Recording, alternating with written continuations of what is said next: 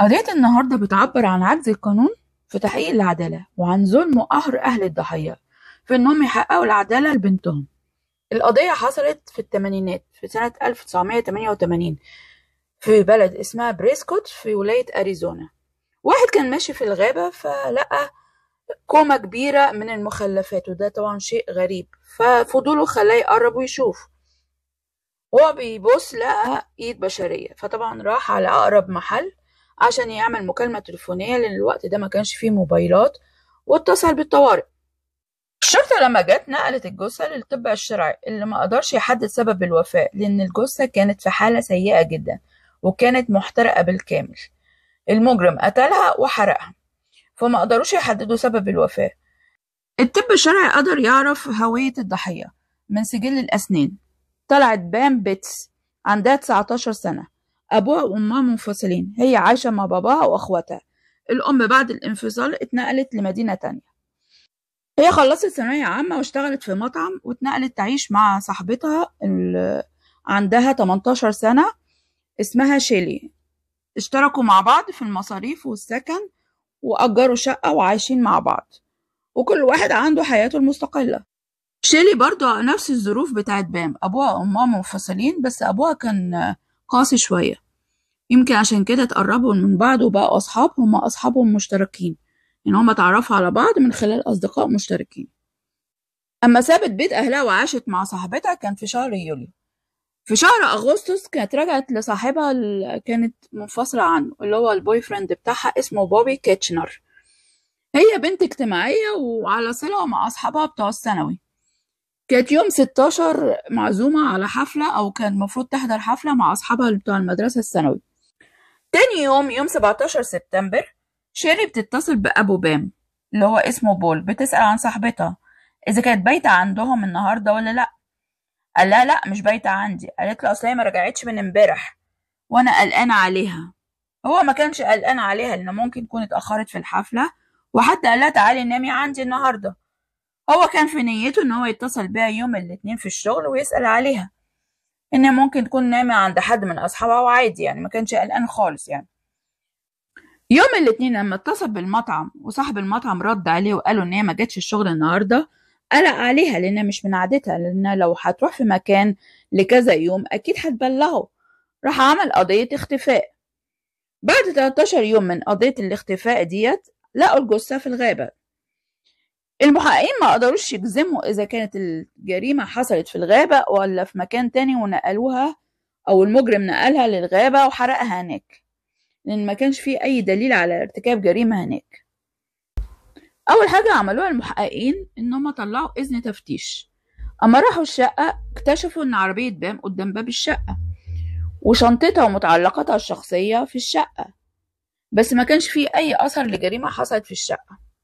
بول الأب كان مستغرب إزاي شيلي ما بلغتهوش إن حاجاتها وعربيتها قدام باب البيت، وإن الشرطة هي اللي بلغته بالمعلومات دي. أنا لفت نظري حاجة، إزاي واحدة خرجت وراحت لحفلة وعربيتها موجودة وشنطتها ومتعلقاتها الشخصية، ما ذكروش إذا كانت الشرطة لفت نظرهم النقطة دي وسألوا فيها ولا لأ.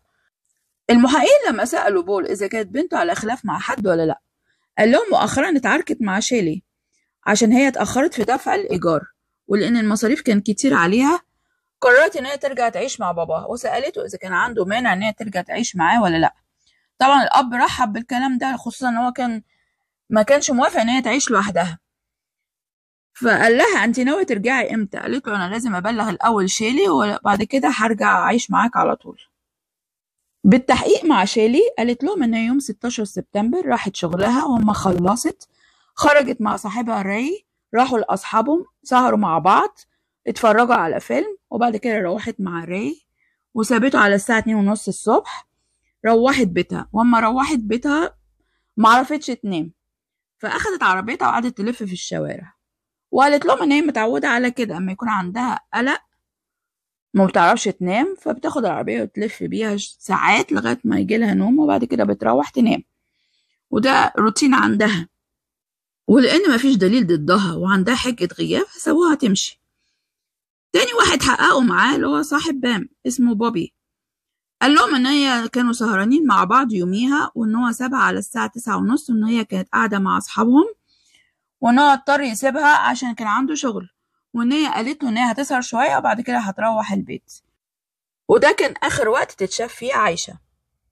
حققوا مع صاحب شيلي اللي هو ري، سألوه إذا كانت سهرانة معاه ويومه إزاي، وتأكدوا من حجة غياب شيلي. قال لهم فعلا إحنا كنا سهرين مع بعض، وسبتها على الساعة 11:30 على إنها هتروح بيتها، وبعد كده معرفش حاجة عنها. قالوا له إزاي؟ ده هي قالت إن هي سابتك على الساعة 2:30.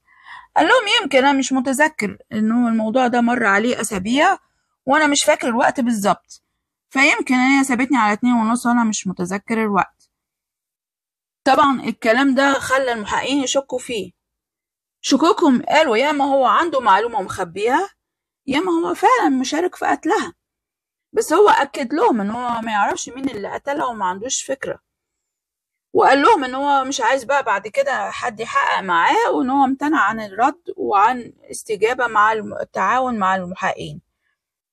لما استجوب الأصدقاء اللي كانوا سهرانين ري وشيلي معاهم، قالوا لهم إن شيلي كانت غضبانة جدا يوميها، وإن هي كانت بتدور عليها طول الليل، وإن هي قالت لهم إن هي بام سبب كل المشاكل اللي حصلت في حياتها، وإن لازم تلاقيها، وإن هي تدفعها تمن المشاكل اللي هي سببتها لها. وكمان الأصدقاء قالوا للمحققين إن في مرة من المرات زمان قالت لهم إن هي تعرف كويس قوي إزاي تتخلص من أي جسد، إن هي الأول تخفيه وبعد كده يا اما تحرقه يا اما ترميه في منجم. المحققين كانوا عايزين يتأكدوا إن فعلا بام حضرت الحفلة ولا لأ، وفعلا قدروا يوصلوا لاتنين شهود إن هي فعلا حضرت الحفلة اللي كانت موجودة في الغابة اللي هي لقوا فيها الجسد. في نظرية الناس كانوا مطلعينها، اللي قتل بام هم جماعة عبادة الشياطين، وخاصة في الثمانينات كانت منتشرة قوي حكاية عبادة الشياطين، لكن المحققين استبعدوا النظرية دي لأن مفيش دليل على إثباتها. كان في واحدة اسمها ميليندا بيري كانت على خلاف مع بام، وكان في نظرية إنها كانت متضايقة منها واتدورت عليها وما لقيتها قتلتها. ميليندا بيري كان عندها 18 سنة. بالتحقيق معاها قالت لهم إن هي يومها كانت سهرانة في الفندق الأمريكاني اسمه كده، وعلى الرغم إن هي قالت لهم على مكان تواجدها إلا إنهم قبضوا عليها، وده لأن كان في شاهد شافها وهي بتركل بام برجليها لغاية ما أغمى عليها، وعشان كده اتقبض عليها. في المحكمة حلفت إنها كانت بعيدة عن مكان بام وإن عمرها ما اتخانقت معاها، فاتهموها إن هي حلفت بالباطل واتقبض عليها. بس لما اتأكدوا من حجة غيابها ولقوا فيه شهود على فعلا هي كانت موجودة في الفندق ده اللي هو بعيد عن مكان وجود بام، أفرجوا عنها وأسقطوا عنها تهمة الحلفان الباطل. بس هي بعد ما أفرجوا عنها اتنقلت على طول على نيفادا، كانت خايفة إن هم يقبضوا عليها تاني. القضية أصبحت باردة بعد سنتين، لكن في 25 مايو سنة 1991 كان في طلاب جامعة في رحلة استكشاف عن كهوف اكتشفوا منجم. لما بصوا فيه لقوا فيه جثة في القاع، اتصلوا طبعا بالشرطة. لما جم وانتشلوا الجثة كانت متحللة وملفوفة في بطانية، بعتوها للطب الشرعي اللي حدد سبب الوفاة رصاصة في الراس، وإن الوفاة كانت من أسابيع. ومن خلال سجل الأسنان اتعرفوا على الضحية، كان راي، فاكرينه صاحب شيلي اللي كانت عايشة مع بام في الشقة. قالوا كانوا مسجلين قضية اختفاء، وده لأنه ما حضرش حفل الزفاف كان المفروض يحضره في كاليفورنيا، وده مش من طبعه إن هو يحضرش الحفلة ولا يبلغ ولا يعتذر إن هو مش هيقدر يحضر، فكانوا قلقانين عليه وفتحوا قضية اختفاء. المحققين عرفوا إن شيلي وراي كانوا عايشين مع بعض، وإن هو كان ناوي ينفصل عنها وإنه يتنقل ويعيش في كاليفورنيا، لأنه هو كان بيدرس طيران وكان هيتخرج قريب. المحققين ربطوا القضيتين بام وراي مع بعض، نفس الأحداث حصلت، الاتنين اختفوا وبعدين اتلاقوا مقتولين. الاتنين كانوا عايشين مع شيلي، والاتنين كانوا ناويين ينفصلوا عنها. كده في شكوك قوية على شيلي. لحسن الحظ لقوا مصباح كهربائي في المنجم جنب الجثة كان عليها بصمة شيلي. شيلي كان وقتها كان عندها 21 سنة وري كان عنده 24 سنة. طلعوا إذن تفتيش للشقة اللي كانت عايشة فيها مع ري، ما لقوش حاجة في الشقة، بس لقوا على العربية بتاعتها في في شنطة العربية دم راي.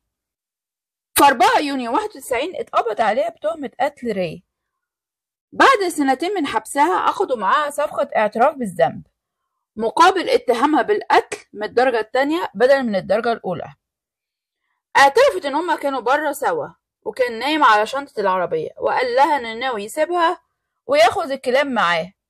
ساعتها اتجننت وخرجت من شعورها وضربته بالرصاص، ولما هدأت وحست بالعملة اللي عملتها غطته بالبطانية وحطته في شنطة العربية ونقلته وحطته في الغابة لغاية ما تأجر شاحنة دفع رباعية عشان تقدر تنقله وترميه من أعلى الجبل للمنجم.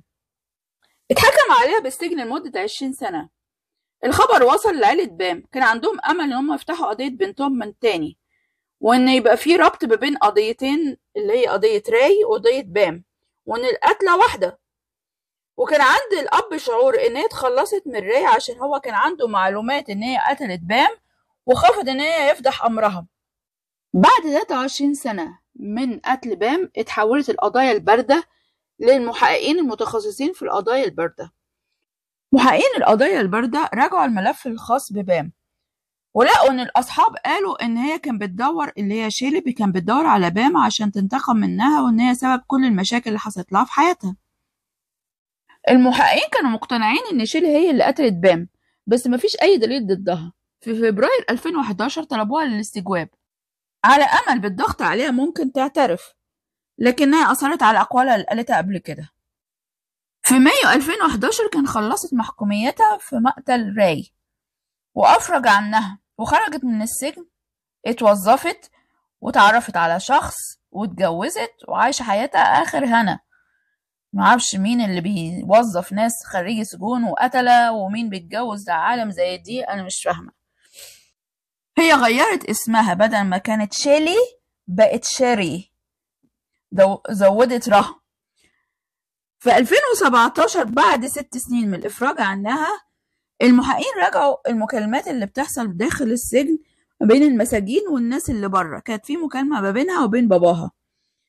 هي قالت له ان هم استدعوها تاني للتحقيق في قضية قتل بام. سألها احنا كويسين، كل شيء كويس. المحققين لاحظوا من ردودها ان هي قلقانة. ابوها اقترح عليها ان هو يعين لها محامي. قال لها انت ما قلتليش كل الحقيقة، ايه التفاصيل اللي حصلت في يوميها؟ كده المحققين كان عندهم دليل على اتهامها بقتل بام. في 2 يونيو 2017 المحققين راحوا لها البيت وسألوها عن تفاصيل ليلة 16/1988. قالت لهم هو أنا مقبوض عليا؟ قالوا لها يمكن. قالت لهم خلاص أنا هشوف المحامي. قالوا لها طيب أنت مقبوض عليكي، ووجهوا لها تهمة قتل بام. المحققين شايفين القضية يعني مش قوية لأن مفيش دليل قوي عليها، وكمان الشهود معظمهم يا اما توفوا يا اما حصل لهم خرف وبقوا ينسوا، فما يقدروش يعتمدوا على شهادة الشهود. قضت 4 سنين في السجن تحت رهن الاعتقال. الأب بول لما عرف من المحققين إن هي ممكن تخرج منها فعمل صفقة معاهم على إنها تعترف بالذنب وما تتسجنش أكتر من 4 سنين اللي هي بالفعل اتحبستهم. في 1 مارس 2021 اعترفت بذنبها. قالت اللي حصل ليلة 16 مارس. قالت لهم إنها كان بتدور على بام ولقيتها في الحفلة وطلبت منها إنها تكلمها، فطلعوا بره الحفلة واتكلموا على جنب والكلام بقى عراك. وساعتها فقدت أعصابها وما قدرتش تتحكم في غضبها ووقعتها على الأرض وقعدت تضرب فيها لغاية ما ماتت في إيديها. والاعتراف خلص على كده. الصفقة كانت إن هي تعترف بالذنب واعترفت، ولا قالت لهم بعد كده عملت إيه ولا حرقتها إزاي ولا نقلتها ولا أي تفاصيل. والصفقة كانت إن هي تعترف بالذنب وتطلع إفراج، وفعلا أخدت إفراج. حرق دم ما بعده حرق دم، يعني صعب عليها أبوها قوي يعني. خرجت كان عندها 50 سنة. أبوها ساب أمره لربنا، يعني العقاب عند ربنا. وبكده خلصت قضية النهاردة. مش عارفة بقى ايه رأيكم، اتحرق دمكم زيي ولا ايه؟ ياريت اسمع في التعليقات، واشوفكم على خير في قضية أخرى. سلام.